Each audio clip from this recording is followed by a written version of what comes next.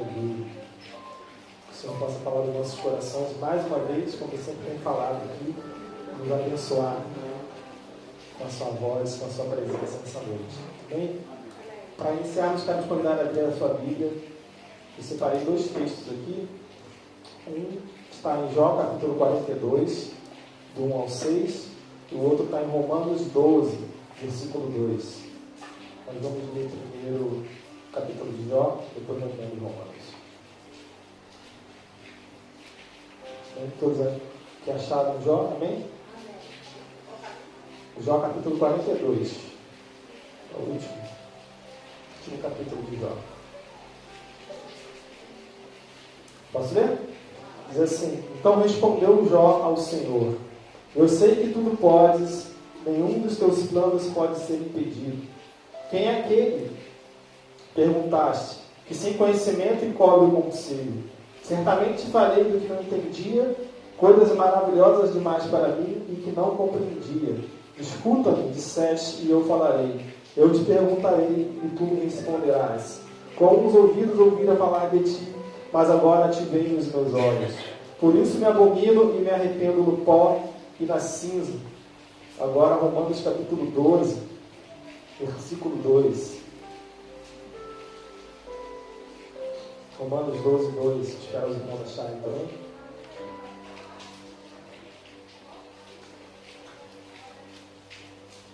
Amém? Romanos 12, 2. Peço que vocês separem esses dois versículos, vamos falar um pouquinho deles mais à frente. E diz assim: E não vos conformeis com este mundo, mas transformai-vos pela renovação do vosso entendimento, para que experimentais qual seja a boa, agradável e perfeita vontade de Deus. Amém? Até aqui vamos orar ao Senhor. Deus, nós te pedimos que o Senhor ministre a nós a tua palavra nesse momento, que o Senhor fale aos nossos corações. Queremos deixar e manter os nossos ouvidos atentos à tua voz, ao teu falar, aos teus conselhos, aos teus ensinamentos nessa noite, Pai. E nós queremos aprender de ti e te obedecer. Assim nós oramos em nome de Jesus. Amém? Glória a Deus. Eu intitulo essa mensagem essa noite como: Nada muda se você não mudar. Amém? Nada muda se você não mudar. Existe uma frase famosa atribuída a Albert Einstein que diz, duas frases dele na verdade. Uma diz assim: é insanidade continuar fazendo sempre a mesma coisa e esperar resultados diferentes. Outra coisa que dizem que ele falou é: uma pessoa que nunca cometeu um erro, nunca tentou algo novo. Trazendo para esse sentido, para a nossa mensagem, para a nossa palavra, e o texto de Romanos ele fala exatamente isso, né? E nós não devemos nos conformar com este mundo, mas nós devemos transformar, né? Nós devemos nos transformar pela renovação do nosso entendimento. A mudança, a transformação é algo que dói muito na gente, para que ela seja executada, para que ela seja feita. Porque nós saímos de um estágio como ser humano, como cristão, como pessoa, como cidadão, para alcançar um outro patamar. A ideia é que nós cresçamos a cada vez que nós vamos amadurecendo, evoluindo, envelhecendo. Existem pessoas que elas não crescem, né? Que elas diminuem, elas, em vez de progredir, elas declinam na sua vida, elas se afundam, elas se destroem, elas destroem outras pessoas. Mas o desejo de Deus para o nosso coração é que nós venhamos a crescer dia após dia. Crescer espiritualmente, crescer emocionalmente, crescer financeiramente, crescer socialmente entre as pessoas. Né? A Bíblia fala que nós devemos ser pessoas de boa fama, ou seja, nós devemos ser vistos na sociedade como pessoas íntegras, como pessoas honestas, como pessoas que praticam o bem. Aquele que roubava não rouba mais, aquele que mentia não mente mais, aquele que adulterava não adultera mais, aquele que enganava as pessoas não engana mais. É um crescimento, é uma progressão de vida. Só que é um processo doloroso. Muitas vezes nós resistimos àquilo que Deus quer fazer em nossas vidas. Eu digo Deus porque nós, como cristãos, nós queremos que tudo que vem de Deus, e a própria palavra diz em Romanos que se nós queremos transformar e mudar nosso entendimento, nós vamos experimentar toda boa, agradável de Deus. Né? Ele termina aqui em Romanos para que nós possamos aproveitar e experimentar qual seja a boa e perfeita vontade de Deus. Então nós, como cristãos, nós direcionamos toda a nossa vida, tudo que nós fazemos, debaixo da vontade de Deus, debaixo da orientação de Deus, debaixo daquilo que Deus quer para nossas vidas. Logicamente que nós temos sonhos, nós temos projetos, nós temos desejos, mas é importante que nós colocamos tudo isso diante de Deus para que Ele possa abençoar, para que Ele possa direcionar, para que Ele possa nos corrigir dia após dia, em qualquer coisa que nós façamos. Só que a gente tem um costume, e é isso que essa frase de Albert Einstein diz, né? Que às vezes a gente quer mudar a nossa vida, mudar a nossa trajetória, mas fazendo as coisas do mesmo jeito. Porque a gente está acostumado, porque a gente está acomodado, porque do nosso jeito sempre deu certo. Tem algumas coisas que acontecem muito no ambiente de trabalho, né? Tu chega lá para fazer alguma coisa, tá todo mundo fazendo do jeito que é errado. Aí tu fala, não, você é assim, não, faz desse jeito, porque desse jeito funciona. Demora mais, é menos prático, é complicado, você está trazendo uma ideia, mas as pessoas não querem mudar porque daquele jeito está certo. Porque elas estão resistentes à mudança. A mesma coisa acontece na nossa vida cristã. Muitas vezes a gente vem para a igreja e todo domingo a gente toma a palavra de Deus, a gente toma a palavra de Deus, a gente toma a demonstração do Senhor, ensinamento, muda de vida, se transforma, busca mais, lê mais a palavra, perdoa mais, ama mais o seu irmão, mas a gente resiste em fazer tudo isso. Porque é doloroso, porque não é fácil, porque tira da nossa zona de conforto. A gente está acostumado, eu gosto muito dessa música, é muito antiga, que de uma banda, esqueci o nome da banda, mas na minha adolescência, foi as primeiras músicas que eu ouvia, e ele dizia assim, o cantor, olha, eu quero bem mais do que quartas e domingos, enfim. Eu quero a esperança da tua palavra em mim. Só que a gente está acostumado com o domingo, com a escola dominical, vem, ouve a palavra, canta os louvores, vai embora para casa. Segunda-feira a gente começa a nossa rotina, tudo novo, tudo de novo, e nada muda, nada se transforma. A gente não cresce, a gente não amadurece, a gente não vê os milagres, a gente não vê a transformação da nossa vida, na nossa casa, na nossa família. Por quê? Porque a gente não muda. A palavra está sendo ministrada, ela está sendo ensinada, o Senhor está falando, está ensinando, está mostrando o caminho, mas a gente prefere continuar na nossa zona de conforto. E as pregações dos últimos dias têm trazido exatamente isso. Que a gente aceita as pessoas como elas são, que ninguém precisa mudar, porque Deus é amor, Ele aceita todo mundo, ninguém precisa mudar, ninguém precisa fazer nada. Continua fazendo tudo do mesmo jeito, apenas busca Deus, porque Deus é bom, Ele te ama. Mas Deus Ele nos chama todos os dias para a mudança, para a transformação e para o arrependimento. E é necessário que a gente escute a voz de Deus. Se você quer crescer na sua vida, se você quer conquistar coisas na sua vida, eu digo materialmente falando, financeiramente falando, nos seus sonhos, nos seus projetos, se você não mudar o seu modo de agir, nada vai mudar. Se você não ouvir as direções que Deus está dando para a tua vida, nada vai acontecer. A gente costuma ver pessoas que são viciadas em drogas, em bebidas, ou em prostituição, em pornografia. O grande problema delas, quando elas entram nesse caminho tortuoso, é que elas ficam presas naquele vício. Qualquer vício que seja, as pessoas ficam presas naquele vício. E o grande problema é quando as pessoas querem ajudar, quando chega a igreja, quando chega uma instituição que quer ajudar, o problema não é fazer o trabalho com elas, né, de trabalhar, de levar para um lugar. O problema é fazer com que, aliás, ninguém faz, né? É convencê-las de que elas precisam. Que as pessoas, se você for numa Cracolândia, principalmente lá em São Paulo, que é muito mais forte, mas se você for aqui na Rio do Paulo, aqui do lado da Clínica São Lázaro ali, se você perguntar se aquelas pessoas querem ir para o lugar, serem tratadas, serem limpas, receber um alimento, uma vestimenta, um ensinamento, eu não digo nem de palavra, mas de um ensinamento, de aprender uma profissão, de trabalhar, se você perguntar, a maioria delas vai dizer que não quer. Não quer trabalhar, não quer fazer nada. Ela quer ficar naquela vida. Talvez por efeito da droga, que já está totalmente alucinada, mas muitas vezes não querem. As pessoas às vezes abandonaram o seu prazer de viver, abandonaram as suas esperanças, abandonaram as suas expectativas e elas se entregaram ao vício, se entregaram ao abandono, se entregaram e desistiram de viver. Mas não é isso que Deus quer para o seu povo, não é isso que Deus quer para a sua igreja, não é isso que Deus quer para você. Deus quer que você se transforme a cada dia. Que o mesmo homem e mulher que você seja hoje, que você é hoje, ou melhor, que o homem e mulher que você é hoje, você seja diferente amanhã. Que você seja melhor amanhã. Se for preciso dar um passo atrás para depois regredir, que dê um passo atrás. Mas é preciso muitas vezes que a gente mude de rota na nossa vida, que a gente mude de pensamento, de expectativas na nossa vida, buscando logicamente sempre em Deus para que coisas novas aconteçam. Para que a gente não viva uma vida de meses, anos, décadas, frustrados com coisas que a gente queria fazer e não fez. Quantas pessoas querem trabalhar numa área, mas ela não se move para trabalhar naquela área. Eu queria ser médico.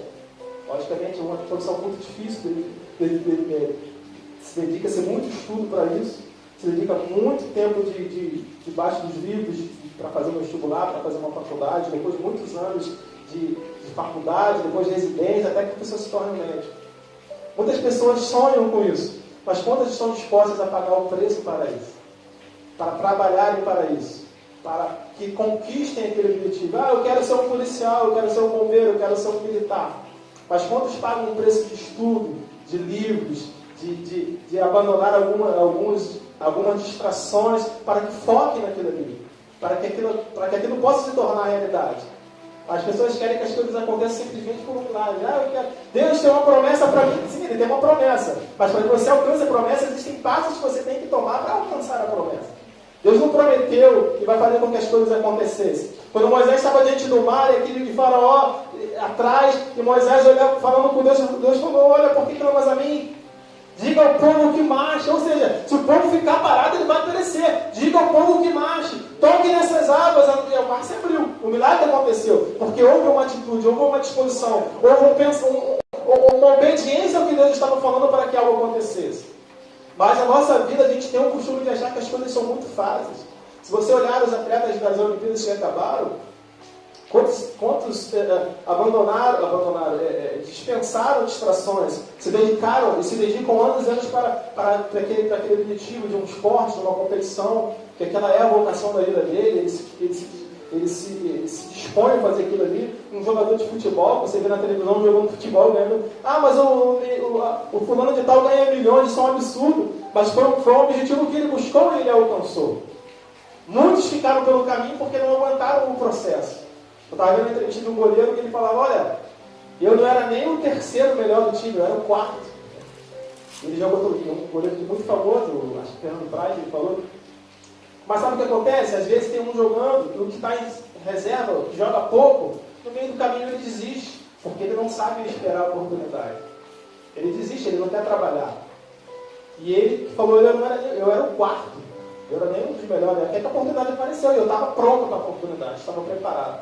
Então, querido, não se acomode no seu estado, não se acomode no momento que você está. Se você tem objetivos, se você tem sonhos, seja na sua vida pessoal, seja na sua vida espiritual, na obra de Deus, busque fazer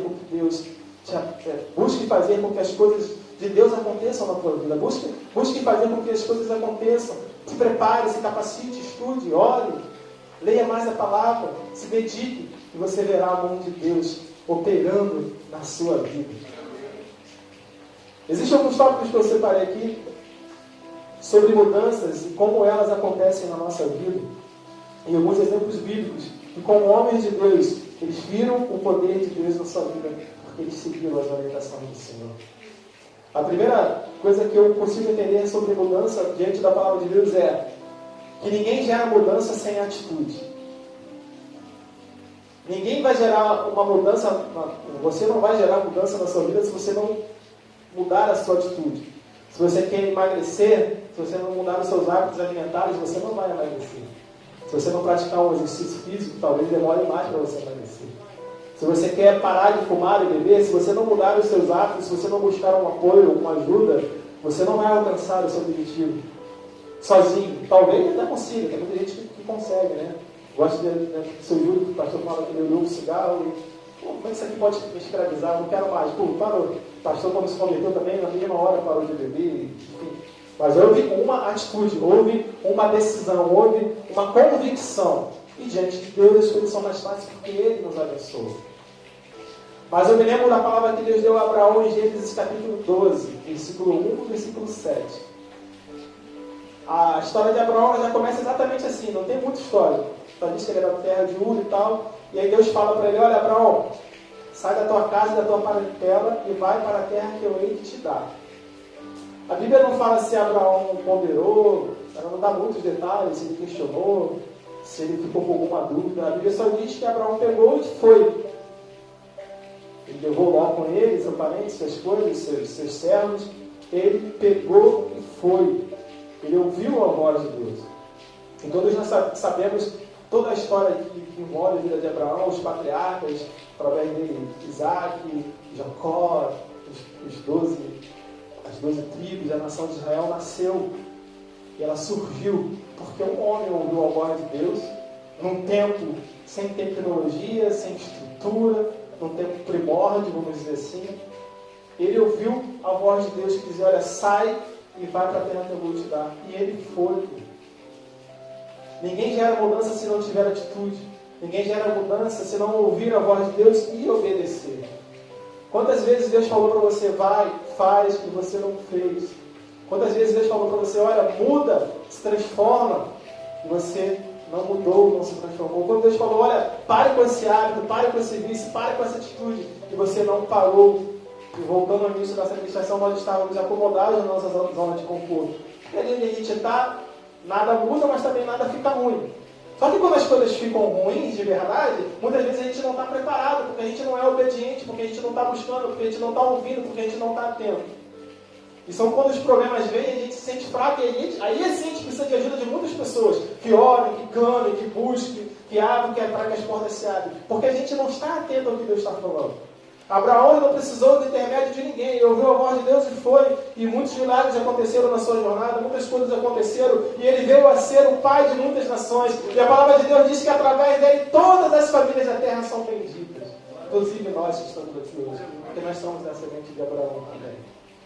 Então ninguém gera mudança se não tiver atitude. Eu costumo dar esse exemplo, quando eu morava aqui na Itatiba, a pastora falava para mim, André, sai dali, ali não está legal, Deus vai mudar a sua vida se você sair daí. Eu não saía, eu ficava lá, casinha pequenininha, não conseguia fazer obra, não conseguia fazer nada. Aí uma vez, em dezembro de 2013, se não me engano, veio uma forte chuva, uma enchente, alagou tudo. Aí igual aquela história de pobre, a gente não tem nada, mas quando perde tudo. O pouco que eu tinha se perdeu, eu fiquei morando 8 meses, praticamente na casa do meu sogro ali, até a gente conseguir conquistar a nossa casa, nosso imóvel. Mas enquanto eu estava ali, não conseguia, porque não mudava. A partir do momento que eu vi algo acontecer, aí eu lembrei da palavra da pastora, olha, a pastora já tem muitos anos que ela falou isso, está na hora de eu tomar uma atitude e mudar, senão eu estaria morando até hoje ali na casa do meu sogro. 20 e poucos anos ali. 10 anos estarei morando ali. Mas alguma coisa moveu, Deus moveu a mão, precisou acontecer algo ruim para que eu tomasse uma atitude. E a palavra continua essa, não espere que algo ruim aconteça para que você mude. Não espere que uma tragédia assole a tua casa para que você se transforme. Não espere que algo ruim aconteça na sua jornada para que você reflita sobre o que você está fazendo e como você está vivendo. Muitas pessoas só saem de um vício quando vê algo, ou quando vê a morte muito de perto, ou quando vê alguém perdendo a sua vida perto dele. Muitas pessoas estão na criminalidade, que estavam, muitas vezes, se convertem, elas contam sobre o testemunho, o pastor não gosta do ex, né? Ele era, não é mais. Mas muitos contam que estavam à beira da morte, ou viram alguém morrer ao seu lado, aí refletiram sobre a sua vida. Mas enquanto as coisas não aconteciam, enquanto algo ruim não acontecia, ele não se transformava, ele não mudava. Precisou tomar um susto muito grande para que veja, olha, eu preciso de Deus. E Deus chamando o tempo todo. E ao mesmo tempo, na sua vida profissional, não espere que o desemprego bata a sua porta. Se prepare, se capacite, estude. Você que ainda não está trabalhando, que ainda está estudando, busque um caminho, se direcione.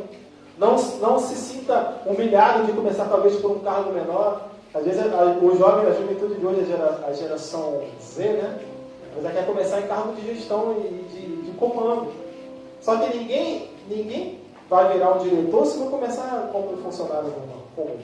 Eu costumo dizer, biblicamente falando, que ninguém é sacerdote se não for levita primeiro. Há um grau hierárquico que você vai alcançando. Né? Todo sacerdote ele é levita, mas nem todo levita é um sacerdote. Então, aprenda, comece, estude, busque, se prepare para que Deus possa mover na sua vida. E Ele vai mover. Eu me lembro que o pastor, antes do pastor Antônio, muitos anos atrás, que estava o pastor Mauro lá, ele falou para mim e para o outro diácono na época, olha, eu ainda quero ver vocês com diploma de nível superior na mão. Eu levei aquilo para mim na época como uma palavra profética, né? Eu não entendia muito bem, mas eu levei. E eu ficava naquilo, olha, eu queria fazer uma faculdade, eu queria estudar. E uma vez veio aquele pastor de Guadalupe, o Marquinhos, ele veio aqui, pregou, ele falou que estava fazendo uma faculdade, ele falou, olha gente, faça o Enem, estude, não sei o quê. E aí eu fui, fiz o Enem, fiz a prova e fiz a minha faculdade e passei. Porque a gente ouve aquilo que Deus está falando, você tem que pegar e aplicar para a tua vida. Às vezes as pessoas ouvem as promessas, Deus tem uma promessa de milagre, você vai ser...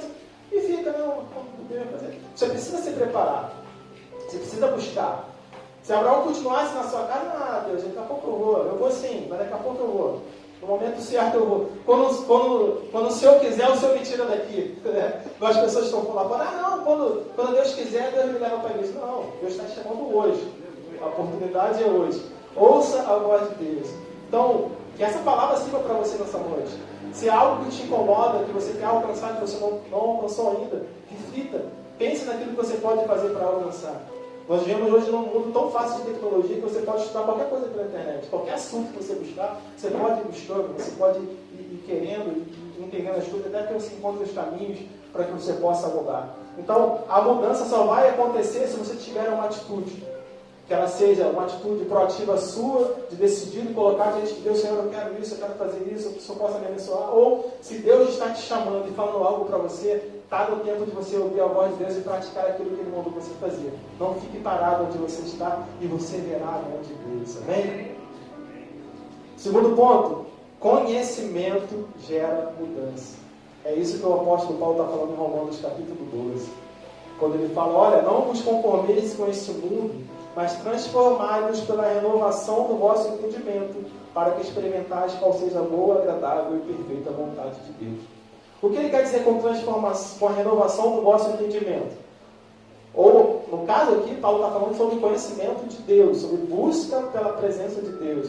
Ele está falando sobre o culto racional, ele está falando sobre se apresentar diante de Deus dignamente, ele está falando sobre como se abster dos seus erros, dos pecados, mas ele diz, olha, como se ele dissesse, olha, o mundo é mau, mas se você não se conformar com ele, se você se renovar, se você buscar a presença de Deus, se você buscar mais a Deus, você vai mudar, você vai provar a boa e perfeita vontade de Deus e você não vai ser corrompido por ele. Porque nós temos visto hoje muitos dentro da igreja e das igrejas, e da palavra que tem sido pregada muito hoje, principalmente com as redes sociais, tem alcançado muito mais rápido as pessoas, né? São palavras que não têm trazido palavras de confronto, palavras que trazem realmente esse desconforto de mudança, de transformação. Nós temos escutado muitas palavras de ego, muitas palavras de olha como você é bom, olha como Deus te ama, olha como você vai avançar, você vai conquistar. E as pessoas falam isso a esmo. Você vai alcançar, você vai conquistar, você vai vencer. Mas elas não te dizem como. Elas não te dizem que você precisa, olha, você vai alcançar, você vai conquistar, você vai vencer. Mas você precisa orar, você precisa se humilhar, você precisa se trancar no seu quarto, você precisa se afastar dos maus costumes, você precisa se humilhar diante de Deus para que Ele te exalte. As pessoas só falam da exaltação, só falam do final do processo, mas não falam do processo para alcançar a bênção de Deus, para ver a mão de Deus operando através da sua vida. Olha, você vai vencer os seus obstáculos, o inimigo não pode ir com você, ele vai quebrar o laço, mas como? Se as suas armaduras, se a tua armadura está quebrada, se a tua armadura está jogada no canto, se você não está alcançando a armadura de Efésios capítulo 6, está totalmente despreparado para a batalha. Deus quer te usar, mas você não está com a tua espada na mão. Deus quer te proteger, o inimigo está vindo, mas você não está com o teu escudo. A tua fé está abalada, enfraquecida, sem força, sem sustentação, porque não lê a palavra, porque não busca, porque não ora. Está tudo muito bem quando você canta, quando você louva, quando você está na casa de Deus, mas quando os problemas vêm, é um problema. Porque não há força para orar, não há força para resistir. O pecado vem, você cede, porque as suas fortalezas estão enfraquecidas. Os seus muros, né, como as cidades que eram fortificadas no passado, estão quebrados. É preciso, querido, entender aquilo que Deus quer fazer. Conhecimento significa busca da palavra e da presença de Deus, oração, leitura, intercessão, comunhão entre os irmãos. A gente aprende muito uns com os outros, ouvindo o que Deus fala através da vida do irmão, com a experiência do outro, com a conquista do outro. Com a perda do outro também a gente aprende, porque se a gente estiver junto orando e fortalecendo uns aos outros, a gente aprende junto, a gente cresce junto. A gente tem vivido em tempos em que as pessoas têm ficado cada vez mais acomodadas no seu canto, acomodadas com seus próprios problemas, acomodadas com o seu próprio mundo, e esquece daquilo que Deus tem para fazer com ela. Renovação de entendimento significa estudo, treinamento e capacitação. Você só vai ter estudo, palavra. Você só vai ter treinamento na comunhão, na igreja. E capacitação através daquilo que Deus vai fazer na tua vida, com as experiências, com os momentos, com as orações, com as intercessões, com as batalhas que você vai travar. Eu costumo dizer que muitos são experimentados pelo conhecimento e outros são experimentados pela vida. Nem todo mundo tem, às vezes, hoje, não dá muito para desculpar, mas nos tempos mais antigos, nem todo mundo tinha condição de estudar, de terminar, muitas vezes até o nível médio, segundo grau. Mas eles eram os homens experimentados pela vida, né? Pela dureza, pelo trabalho, homens que sustentaram famílias, que fizeram filhos formados e honestos e trabalhadores, que não tiveram nenhum grau de instrução. Existem muitos exemplos no passado. Eu gosto de usar muito o exemplo de Davi. Davi, ele foi um cara experimentado pela vida, jogado ao relento pelos seus pais e seus irmãos. Enquanto os seus irmãos eram treinados para a batalha, né, soldados de Israel, Davi cuidava das suas ovelhas. Mas lá ele teve as suas experiências mais incríveis com Deus. Lá ele escreveu muitos salmos. Lá ele matou um leão e ele matou um urso.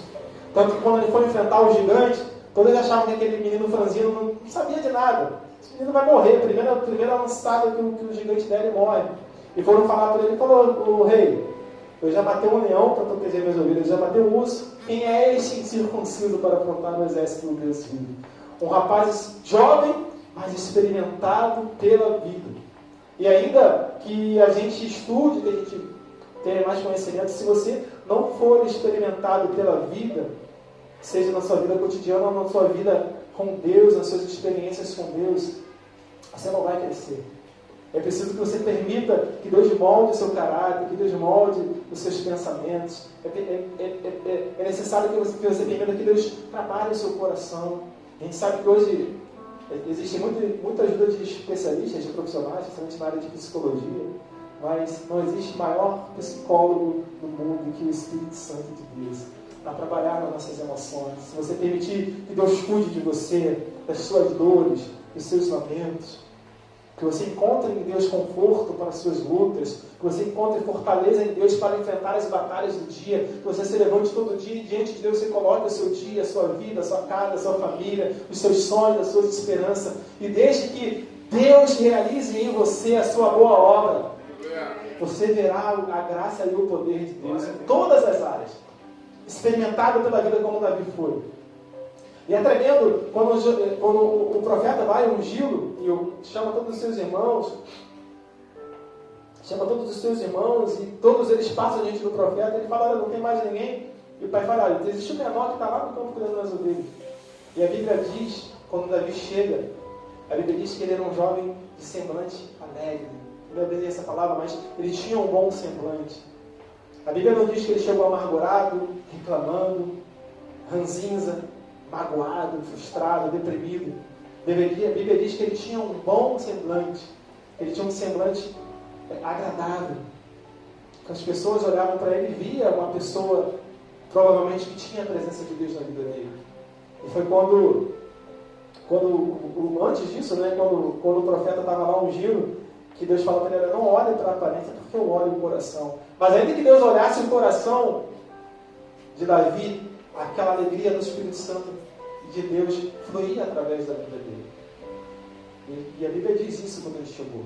Ele não tinha um semblante sisudo, amarrado, triste, amargurado. Experimentado pela vida, pelas lutas, pelas dores, subir montanha atrás de ovelha, matar leão, urso, andar com o corpo todo arranhado pelo mato, pelos carrapichos, pelo sol quente, pelo frio. Ainda assim era alguém que carregava a presença de Deus. E quando teve a oportunidade do poder de Deus ser manifestado através da vida dele, Deus usou poderosamente. Esses são aqueles que são experimentados pela vida. Eu acho que todos devem ser experimentados pela vida, né? pela vida cristã e pela vida secular. Mas existem aqueles que estão preparados, como o apóstolo Paulo, preparado pelo conhecimento, pelo estudo. A Bíblia diz que ele estudava aos pés de Gamaliel, que era um dos principais sacerdotes da época em Jerusalém. Era um homem que tinha dupla cidadania, era um homem que falava provavelmente vários idiomas, né?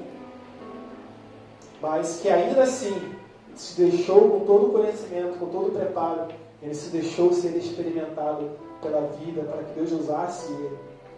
Ele deixou todo, e ele dizia isso, né, que ele reputava todo o conhecimento, tudo aquilo que ele tinha conquistado secularmente, como esterco diante da graça de Deus. Porque ele entendia que era mais importante do que todos os títulos, que todo o preparo era importante ser preparado pela vida. Mas quando eu digo que ele foi preparado pelo conhecimento, é porque Deus o chamou exatamente por isso. Porque sabia que ele teria facilidade de avançar em várias culturas pelo conhecimento que ele tinha. Foi missionário por toda a Ásia, Europa Antiga.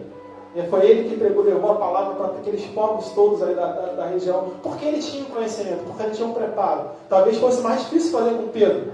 Levasse ele para a Turquia, né, na época antiga, lá, hoje é a Turquia, para levar a palavra lá. Paulo tinha o conhecimento do idioma. Como ele chegou na Grécia para falar com os gregos, ele viu aquele ambiente, já conhecia a cultura, e ele usou, pregando, como o pastor sempre fala aqui, com grande conhecimento, sobre o Deus invisível, que trouxe graça e conhecimento. Por que eu digo isso? Porque até alguns anos atrás a igreja desprezava isso, o conhecimento. Né? Achava que unção era o contrário do conhecimento, que graça era o contrário de preparo, que o povo tinha que ser humilde e ignorante. Um ensinamento trazido de tempos atrás. Mas é importante que você conheça para que você possa conversar. É importante que você entenda para que você possa rebater. É importante que você estude para que você possa conversar com as pessoas. Porque haverão tempos, queridos, que você será confrontado com a sua fé.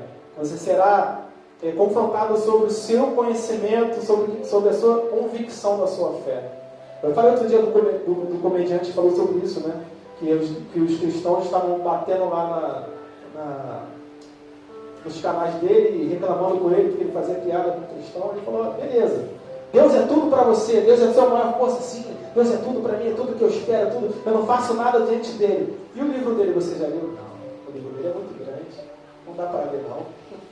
Tem alguém que lê para mim lá todo domingo, eu vou lá, a pessoa lê para mim, ele explica para mim. Então, querido, aí nesses momentos que o cristão é envergonhado, porque até o não cristão às vezes conhece mais do que o cristão. Existem pessoas aí fora que não acreditam em Deus e que não servem a Deus, que já leram a Bíblia 2, 3 vezes, conhecem a palavra de cabo a rabo, citam ela. Os ateus muitas vezes conhecem a palavra e eles estudam exatamente para rebater os crentes. Então eu preciso que você esteja preparado, querido. Não simplesmente para conhecer, e logicamente para conhecer, mas para que você seja íntimo de Deus, conheça aquilo que Deus fala, aquilo que Deus faz, aquilo que Ele prometeu, aquilo que Ele vai fazer, aquilo que Ele tem feito. Até para que você possa pregar às pessoas, até para que você possa confrontar o inimigo, confrontar o pecado, confrontar o mal. Deus está chamando uma igreja que se levante para confrontar a justiça. Não uma igreja que se junte a ela, que se acomode aos moldes do mundo, mas que confronte, que lute, que enfrente, que realize as boas obras que Ele nos chamou para realizar. Então, querido, o conhecimento, o preparo, o treinamento, o estudo, ele gera mudança. Assim como eu falei na presença de Deus, para a sua vida secular também. Busque, estude, se capacite, prepare. Para qualquer coisa que você for fazer. Eu lembro que tinha um menino aqui, o Marcos Vinícius, que ele queria fazer administração, ele falava que, mas as pessoas falam de administração, que todo mundo faz, mas se você quer fazer, seja o melhor. Se prepare para ser o melhor, estude para ser o melhor, e você vai se destacar. É isso que você quer fazer? É isso que você busca fazer? Então estude para que você seja o melhor. As pessoas às vezes se frustram. Eu estava vendo um estudo uma vez que existem muitos funcionários públicos que são frustrados porque eles não estão fazendo aquilo que eles queriam fazer. Eles estão em busca de salário. Talvez de uma situação financeira mais cômoda. Mas não estão fazendo aquilo que eles realmente queriam fazer. Por isso que você vai numa repartição pública, você é mal tratado, né? Está bom-humorado ali, reclamando de tudo. Porque ele não está fazendo aquilo que ele queria fazer, ele está fazendo aquilo pelo dinheiro. As pessoas que... Por isso que eu admiro muito os médicos, os enfermeiros, porque esse eu entendo que são com vocação. Porque ninguém vai ficar limpando uma pessoa doente, cuidando de uma ferida, de tudo, de um doente, se não tiver amor por aquilo que faz. Um médico, ele se prepara há anos para fazer aquilo ali, e cuidar das pessoas. Ainda assim, você encontra alguns cidadãos que parece que não tem prazer naquilo que faz, que tratam mal as pessoas. Mas se você quer fazer algo na sua vida secular, no seu trabalho, se você quer uma mudança para a tua vida, no cargo onde você está trabalhando, você acha que você pode, se prepare, coloque diante de Deus, estude, se capacite, busque, e você vai alcançar, querido. Se você se preparar, se você for o melhor, se você buscar, se você se destacar. E mais importante na presença de Deus, busque a presença de Deus. É Ele que faz todas as coisas. É Ele que efetua em nós tanto querer como realidade da palavra de Deus. E por último, para nós concluirmos essa mensagem, o arrependimento gera mudança. Muitas vezes a gente não vê a mudança na nossa vida porque a gente é teimoso, concluindo com tudo que a gente já falou aqui. A gente vive numa vida errada, numa vida de pecado, numa vida de erro. Isso aí é a nossa luta diária da carne contra o espírito, de lutar contra os nossos pecados, contra as nossas lutas. Todos os dias somos tentados, todos os dias somos afrontados, mas sempre existe aquele pecado que a gente não quer largar. Aquele vício, aquele erro que a gente não quer largar. Pecadinho de estimação, né? Aquela dificuldade que a gente tem de mudar o nosso caráter. Às vezes é um perdão que a gente não libera, a gente fica amargurando a dor, a tristeza, a amargura por alguém que nos feriu, por um erro que cometeram contra a gente, ou por uma afronta que a gente acha que sofreu. E às vezes quem te ofendeu, quem te atacou, quem te traiu, está vivendo a sua vida livremente, está nem aí para você, e você está remoendo uma dor que ele nem lembra mais que ele praticou contra você. E quando você não perdoa, você sofre mais do que quem te feriu, porque você está carregando uma mágoa. Sim. Porque você não perdoa, a pessoa também muitas vezes não está nem aí. E muitas vezes você fica reclamando da vida e tudo. E às vezes o fruto de toda a tua amargura está nesse pecado, nesse erro, nessa falha. Outro dia eu estava no futebol lá e eu levei o Tampa jogar, o pastor Tampa, um time lá que a gente joga. Aí ele fez uma jogada lá e errou. Aí o outro rapaz falou: André, não sei o que. Cara, acabou o primeiro tempo, conversa com ele aqui, tu quer que eles passem desse jeito? Aí conversaram dois, agora são melhores amigos dos dois. Estavam brigando dentro de campo. Cara, vem aqui, Butan, ele não gostou que você fez isso e tal. Tá cara, você viu? Sim, tá resolveu. E às vezes na vida a gente fica nessa, um brigando com o outro, discutindo com o outro, não para resolver o problema. Cara, eu não gostei que você falou desse jeito, fiquei chateado, beleza. Eu lembro do dia que o Santo estava chateado, né? Na outra semana, ele chegou, pô, gente, desculpa aí que eu estava chateado hoje aqui. Aí o Antônio, cara, a gente é tudo homem, a gente não presta atenção nessas coisas não, mas se tu quiser conversar, a gente está aqui. Mas foi legal a atitude dele, porque ele se sentiu assim, pô, não falei com ninguém, pô, o pessoal deve estar chateado, porque ele chegou e ele se abriu. E ele viu que não tinha problema nenhum, mas ele podia ter carregado aquilo com ele. Pô, o pessoal tá... Não, a gente é homem, a gente às vezes nem percebe, né? Ele não precisa chamar a gente para conversar. Né? Então, querido, abre o teu coração, não permita que o teu pecado, que a tua dor, que aquilo que te prende, o vício, como a gente já falou aqui durante essa noite, que é algo que te aborrece, que é algo que te trava, te impeça de ver a glória de Deus na tua vida. Eu lembro do filho pródigo, né? O filho pródigo, ele estava lá na casa do seu pai, vivendo bem bom, e ele falou assim: eu quero a minha parte na herança, eu vou partir. E aí ele curtiu a vida com tudo que ele podia, gastou, aproveitou tudo de errado que ele podia fazer, ou de bom, e de errado, ele fez tudo, caiu nas bordas, até o momento que ele não tinha mais dinheiro nenhum, passou a viver como um indigente, como um mendigo. E a Bíblia, lógico que é uma parábola, né, que Jesus contou. Jesus não fala quanto tempo ele ficou ali, perdido, abandonado. Mas a Bíblia diz, Jesus diz que chegou um momento que ele falou: caramba, eu estou vendo esse barco chovendo aqui, na casa de meu pai, até o termo menor como melhor. Eu vou voltar e eu vou pedir perdão a ele. Eu vou me arrepender. Na verdade, ele já estava arrependido. Já chegou a atitude dele voltar para o pai, porque ele tinha se arrependido. Então, muitas vezes a gente entra num caminho errado, a gente discute com o nosso cônjuge, com o nosso marido, com a nossa esposa, o filho que rebate o pai, ou às vezes na igreja aqui com o pastor, com os irmãos, a gente se aborrece. A gente tem dificuldade de reconhecer que a gente errou. A gente quer que o outro peça perdão para a gente não vai lá. Às vezes você nem está errado, mas se você for o primeiro a tomar a atitude e falar desculpa, às vezes aquelas cadeias se quebram, as coisas se transformam, o ambiente muda. Deus opera, e a graça é a abundância da presença de Deus. E o filho pródigo, ele voltou. Quando ele chegou lá, ele não precisou falar nada. O pai já veio correndo ao encontro dele, porque o pai tinha saudades dele. Porque o pai tinha saudade do filho, tinha vontade de tê-lo de novo em seus braços, na sua presença, trabalhando com ele.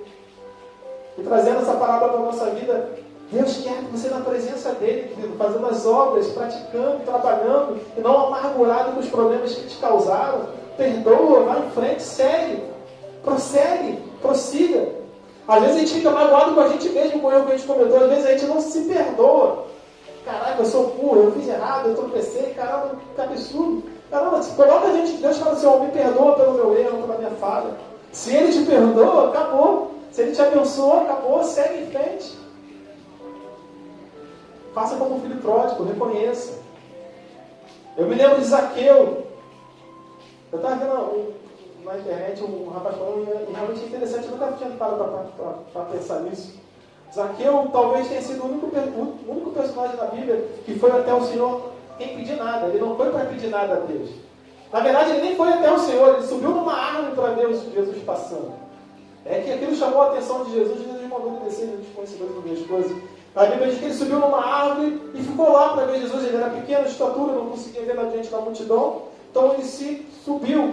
Mas quando Jesus o chamou, ele prontamente falou, Senhor, eu sou um cobrador de impostos, eu sei que eu pratico coisas erradas, mas se eu tiver usurpado de alguém, eu pago 4 vezes mais daquilo que eu tirei. Ele se arrependeu. E não precisou ninguém revelar nada para ele. Não precisou vir o Espírito Santo falar nada com ele. Ele, com pronta atitude, falou, Senhor, eu me arrependo. Porque diante da presença de Deus, eu entendia. Eu costumo dizer que a presença de Deus, a glória de Deus, ela nos constrange. É impossível você estar diante de Deus e você não sentir temor, você não sentir constrangimento pela sua natureza humana, a ponto de você confessar todos os seus pecados ali e se humilhar e se prostrar diante do Senhor. Foi isso que ele fez, Senhor. Diante da tua presença não tem como, eu sou pecador. Mas se eu estiver errado, eu me arrependo. Ao ponto de Jesus falar, olha, quer saber? Prepara a janta lá que eu vou jantar na tua casa hoje. Por isso que era bom ser Jesus, né? Autoridade, prepara a janta lá para eu ir lá comer contigo. Então, querido, se apresente diante de Deus, não espere a correção, não espere que, como a gente falou, que algo ruim aconteça, que Deus precisa te despertar de alguma outra forma. Você sabe o que você tem feito, você conhece as suas falhas, você conhece as suas limitações, você conhece aquilo que te incomoda. Coloque diante do Senhor, apresenta as suas dores diante dele, apresenta aquilo que te aborrece. Deus não vai se aborrecer se você for sincero. Se você colocar diante do Senhor, Deus não vai te castigar. Se você falar, Senhor, eu pequei nisso, até porque Ele já sabe. Ele sabe tudo o que você faz, por onde você anda, o que você pensa, o que você planeja, o que você deixou de fazer. Mas Ele tem prazer quando um filho te coloca diante dele e se apresenta diante dele e se humilha diante dele. Aí Ele derrama da sua graça, aí Ele derrama da sua presença, aí Ele derrama da sua unção. Não seja como Saul, que não se arrependeu. Quando o profeta chegou e a ordem de Deus era que ele não oferecesse, que ele esperasse o profeta chegar, e ele estava no meio da batalha, com medo de perder as batalhas, e Samuel não chegava, e ele lá, pensando, o que eu faço? Ele foi lá e ele sacrificou. E o profeta falou, olha, tem Deus prazer maior em obediência do que em sacrifício. Melhor é obedecer do que sacrificar. Às vezes a gente acha que vir para a igreja louvar, abrir o coração e dizer que Deus é santo é o suficiente. Mas a gente não abre o nosso coração para falar daquilo que a gente tem feito errado, de conversar com Deus realmente, abrir o nosso coração. A gente acha que a gente vem, e como eu repito, eu tenho sido pregado hoje, mas vem, louva a presença de Deus. Se você olhar a maioria das chamadas das igrejas hoje, nas redes sociais, na internet, no YouTube, é aquele louvor bonito tocando, as pessoas chorando, todo mundo se derramando. E aquela canção falando que você é vencedor, algumas até adorando ao Senhor. Mas você não vê uma palavra de confronto, dizendo, olha, você precisa voltar para Jesus, você precisa se arrepender, você precisa buscar mais, você precisa orar mais. As chamadas são só essa. Tem uma chamada que eu vi que a menina estava mostrando na igreja, assim, olha, aqui ó, é o nosso playground, tá vendo? Aqui é o nosso praça de alimentação. Aqui, ó, onde a gente acaba o culto, a gente senta aqui, onde foi de bonitinho.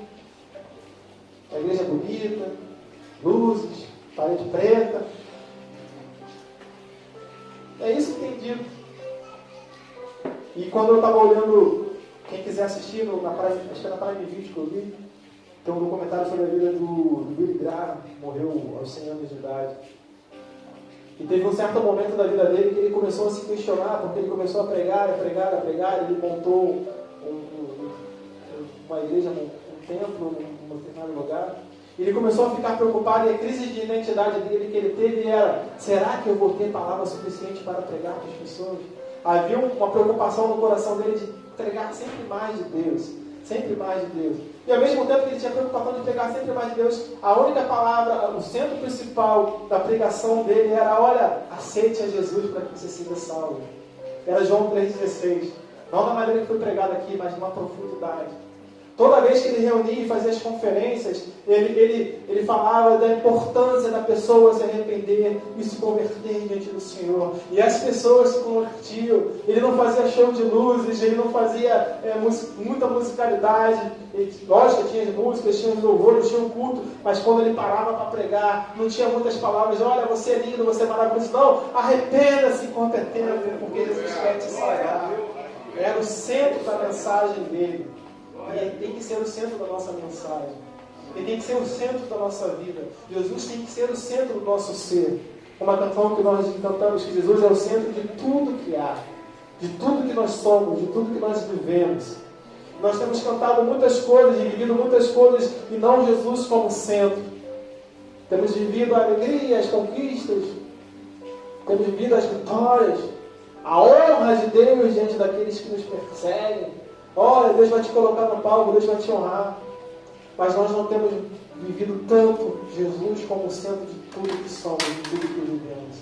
E à medida que nós colocamos Jesus no centro, tudo que é em volta se transforma. Porque quando nós colocamos Jesus no centro, há a conversão, há o arrependimento. E quando há arrependimento, há mudança, a transformação, o crescimento.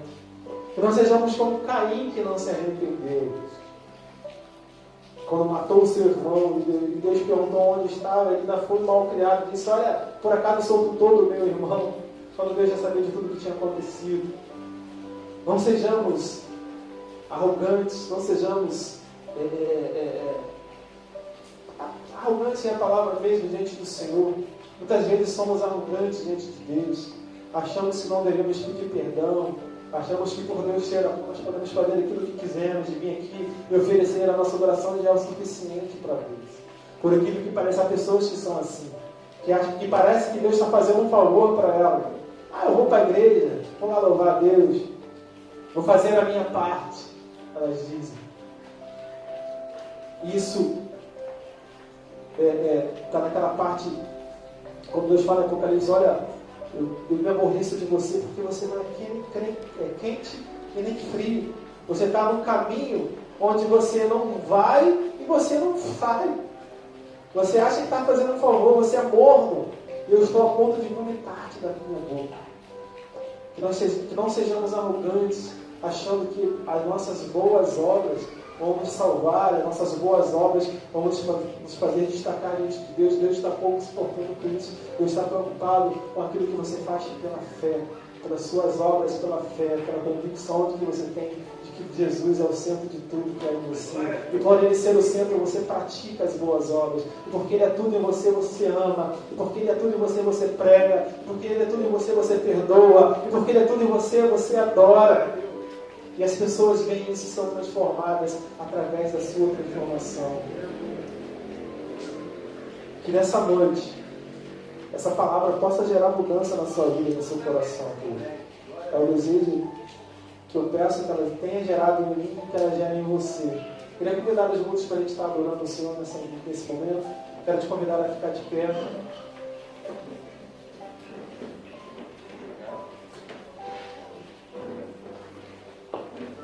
Nada vai mudar. E nada muda se você não mudar. O principal agente de mudança na sua vida tem que ser você, querido. Deus, Ele pode fazer qualquer coisa, transformar qualquer coisa, transformar o seu coração.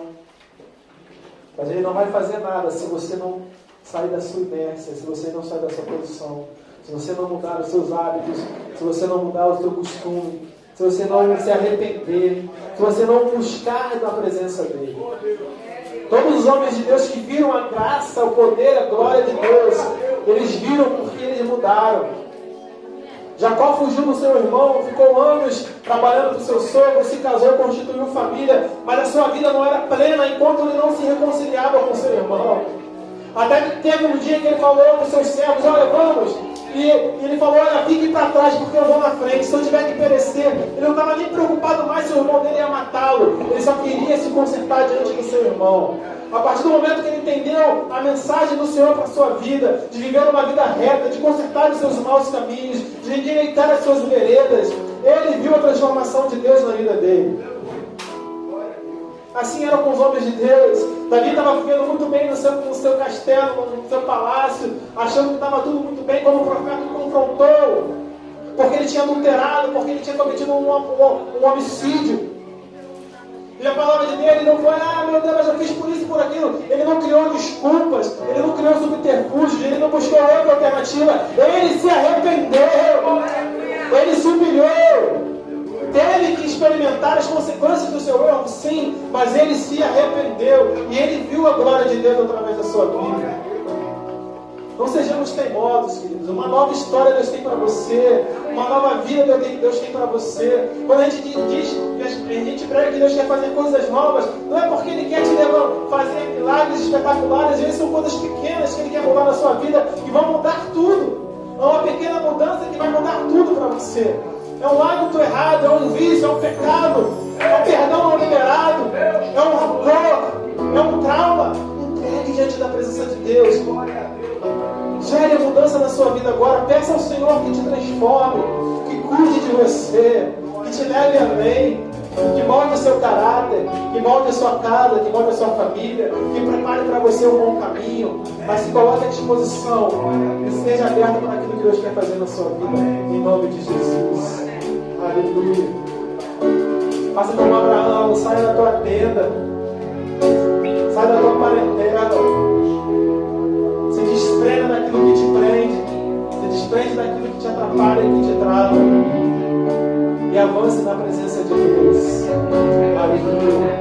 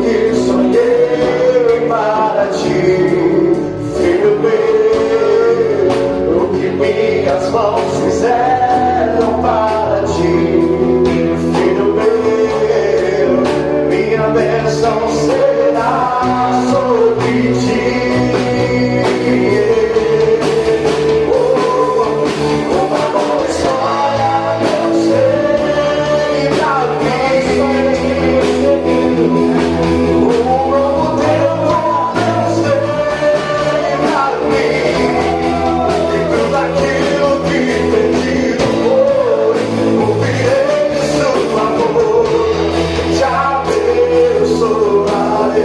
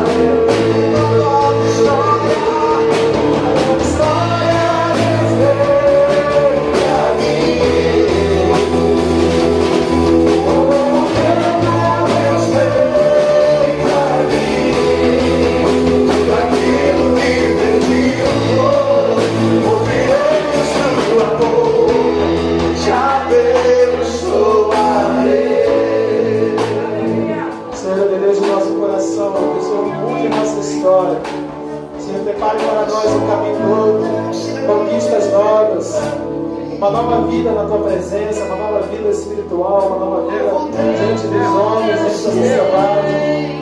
Que as portas se abram dentro do nosso coração, que os nossos sonhos e desejos sejam realizados. E nós nos colocamos diante do Senhor, com disposição para mudar aquilo que está errado, com disposição para mudar os nossos caminhos, para nos arrependermos dos nossos erros, dos nossos pecados. Que só possa saudar cada coração nessa noite, Senhor. Cada vida, cada sentimento, cada esperança, cada dor, cada amargura. Nós possamos ser tratados pelo Senhor. À medida que mudamos e nos transformamos, o Senhor transforma também em nós a ação e o governo que o Senhor quer em nós. É o desejo do nosso coração e nós te adoramos em nome de Jesus. Amém. Você pode aplaudir o Senhor no novo tempo, na nova história. Deus para nós. Glória a Deus, queridos. Amém, queridos. Amém? Glória a Deus. Você que pode abençoar a casa do Senhor, pega o teu envelope, traga aqui a tua oferta, o teu dízimo. Graças a Deus, nós estamos com o aluguel pago, conta de luz paga, a taxa da água. Deus é bom, amém, queridos? Amém. Mas a igreja precisa do seu amor e da sua generosidade. Traga aqui o teu envelope. Quero lembrar, irmão, que domingo nós teremos a nossa ceia, a Santa Ceia, amém? Domingo dia 1º, sábado dia 31, domingo 1º. E nós teremos a Santa Ceia com o café da comunhão. Então teremos o café da comunhão na parte da manhã, amém? E à noite a Santa Ceia do Senhor, amém? Glória a Deus. Subir abençoado, eu quero terminar o culto para tu esperar as copas passar. O que tu acha? E o Noah já acordou, Noah? Está morando com o vovô? Ô filho, é só na outra semana que você vai, ameaça? É ameaça? Vamos orar? Um beijinho no envelope, aprendeu? Um beijinho no envelope. Vamos orar, queridos? Amém. Obrigado, Pai, pela tua palavra que foi lançada, que a tua palavra é semente. Tua palavra diz lá no capítulo 42 de Jó, que quando ele orou pelos amigos, a Bíblia fala que Deus mudou a vida de Jó.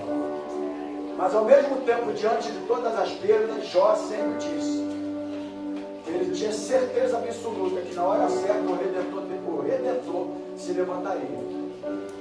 Mesmo diante do pior momento da vida dele, ele nunca blasfemou contra Deus. Mas sempre creu e ele disse: nu eu vi, nu eu vou, bendito seja o nome do Senhor. Mas diante da sua atitude de crer no Deus poderoso, Deus restituiu em dobro a vida de Jó.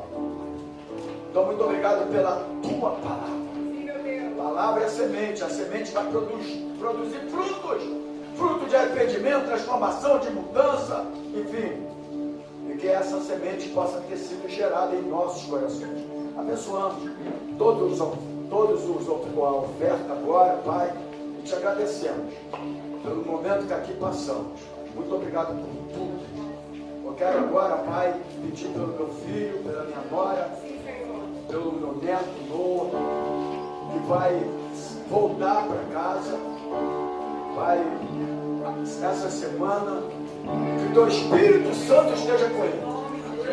Ele estará ali naquele volante, mas estará apenas colocando a mão naquele volante. Só seja o guia na vida dele, a direção. Oh meu Deus, que sou guarde, livra de todo mal, da artimanha do inimigo, do assalto, do roubo, do acidente. Cuida do teu filho assim como tu cuidaste para vir até chegar até aqui, livrando de todo mal. Nós abençoamos a viagem dele. Abençoamos a viagem dele com a esposa, com o meu neto. Muito obrigado, Senhor, pela presença dele aqui no nosso meio. Que cada vez mais eles venham crescer no conhecimento também da tua palavra. Muito obrigado por tudo, Pai. Leve-nos agora guardado por ti, livrando de todo mal. E que teu amor, o amor de Deus, que a graça do Senhor Jesus e a comunhão do Espírito Santo do Senhor esteja na tua vida, não só hoje, mas para todos sempre. E a igreja vencedora diga glórias a Deus, diga aleluia, e aplauda o Senhor Jesus.